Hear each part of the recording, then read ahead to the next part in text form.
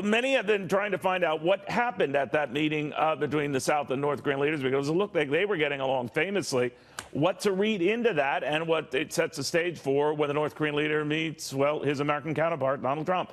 Let's get the read right now from former CIA intelligence officer Peter Brookes and Fox News foreign policy analyst Kiron Skinner. Kiron, what are your views of how the meeting went between the two Korea leaders and what we could glean from that? It certainly seemed like they were getting along just fine. Well, it was spectacular and historic. I can't think of enough adjectives to describe what has happened.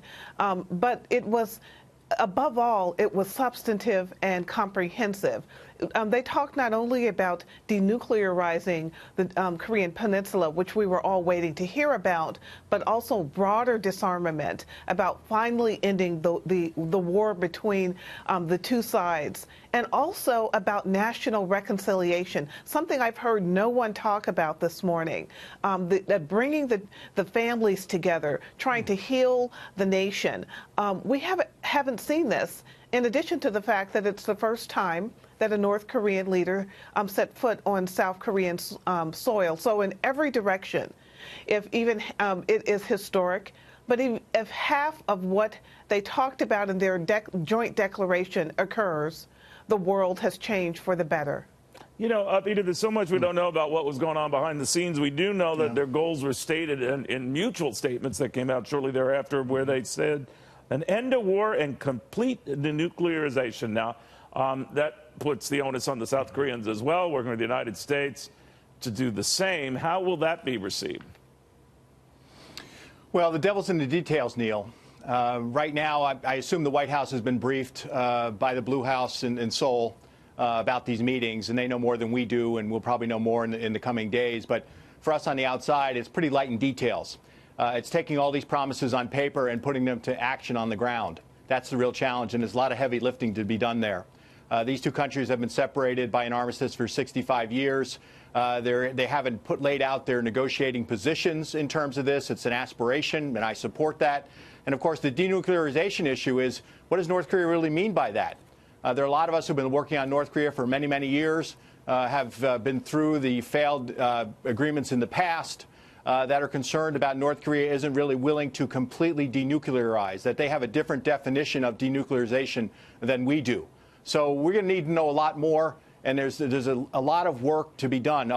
So color me cautiously optimistic but deeply skeptical of North Korea's intentions. All right, we're already seeing progress the likes of which we have not seen in decades, at least so far. To your point, Kiron, the concern seems to be what would make President Trump get away from the table, stand up and walk away when he talks about not making much progress, or what do you think that would be?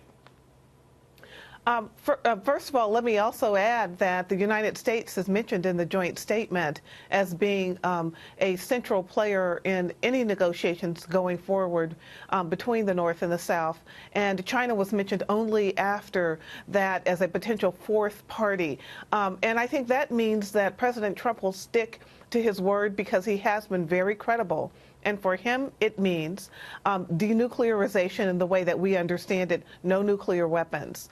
And I don't believe that the U.S. president and the strong national security team he's recently assembled with Mr. Pompeo and Mr. Bolton, in addition to Secretary Mattis, will allow any other definition of denuclearization than what it actually means to the broader world. But also, we will help facilitate the peace process. And this is, in a way, fulfilling the America First doctrine in the sense that President Trump has called for self-determination, for regional solutions to regional problems. In fact, he's helped at the global level facilitate a discussion between North and South Korea, and that's what he wanted all along.